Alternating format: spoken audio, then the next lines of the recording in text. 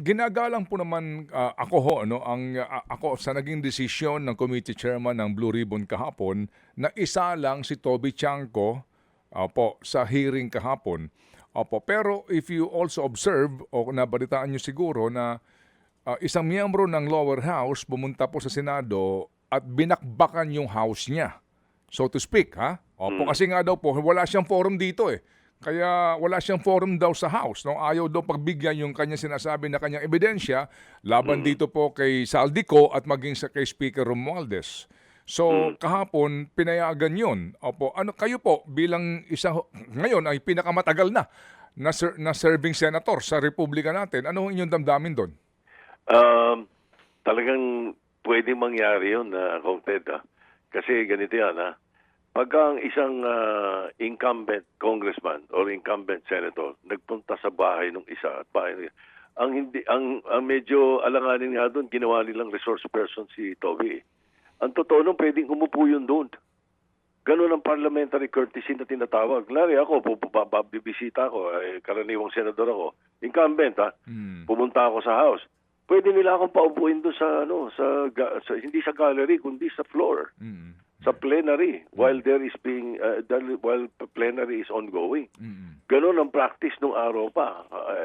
Dapat ginagawang practice ngayon. Therefore, si Toby should not have been a resource person kung umupo doon at nagpapresenta at meron siyang concern doon sa pinag-uusapan. So, tama yung ginawa na pinayagan siya. Kaya ganon din sa amin, dapat payagan kami pag gusto namin pumunta doon. Yun ang tinatawag na parliamentary courtesy. As a matter of fact, while we're having a session sa Senate, may dumating na congressman, gustong umupuro sa plenary. Pwedeng payagan talaga yun, kaya wala lang silya doon.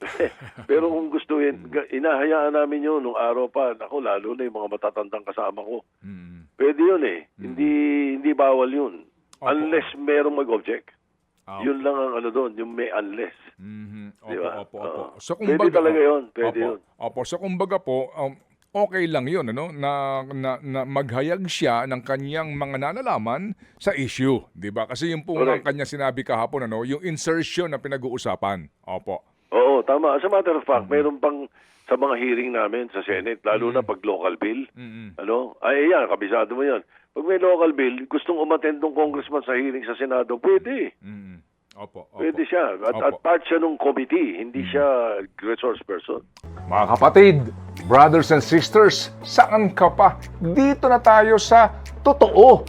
Dito na tayo sa True FM. Mga kapatid, mag-subscribe and follow po kayo sa social media accounts ng True Network PH. Yan po kami, hanapin nyo lang True Network PH, Facebook, Instagram, YouTube, TikTok, and podcast.